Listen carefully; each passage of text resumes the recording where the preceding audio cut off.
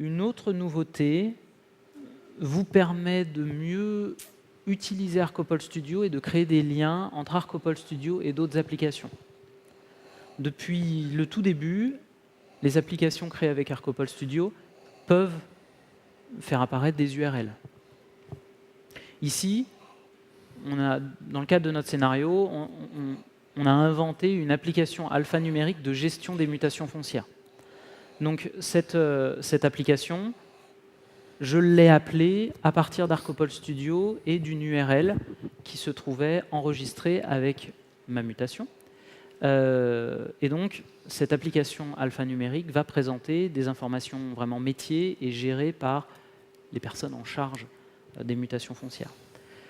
On va retrouver dans cette fiche des informations qui concernent par exemple la parcelle principale, des informations vraiment liées à la gestion de cette mutation, et puis un lien avec la cartographie qui se trouve symbolisé par ce bouton, le gros bouton vert. J'ai la possibilité de passer à d'autres fiches, et celle-ci présente la particularité, donc il s'agit de l'opération de création d'un parking à côté de la mutation foncière précédente qui était une salle polyvalente.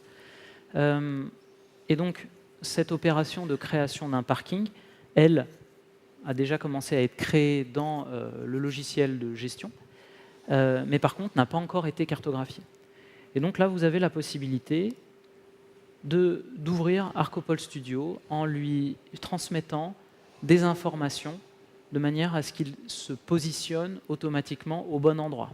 Donc, cette fonctionnalité qu'on a appelée connexion avec une application de gestion arrive en 3.0 et permet de créer un pont entre des applications tierces et Arcopole Studio en passant différents paramètres que je vous détaillerai dans une session technique qui aura lieu demain. Mais ce qu'il faut retenir, c'est que l'on peut zoomer sur une étendue géographique, sur une localisation plus une échelle, ce que l'on appelle un projet dans Arcopole Studio, et puis également sur une liste d'objets en passant une requête SQL. Et donc, on va rechercher les objets qui correspondent à cette requête. Donc ici, les personnes du service du foncier ont sélectionné cette parcelle comme devant être la parcelle qui va accueillir le nouveau parking de notre salle polyvalente. Et donc, elle n'est pas cartographiée.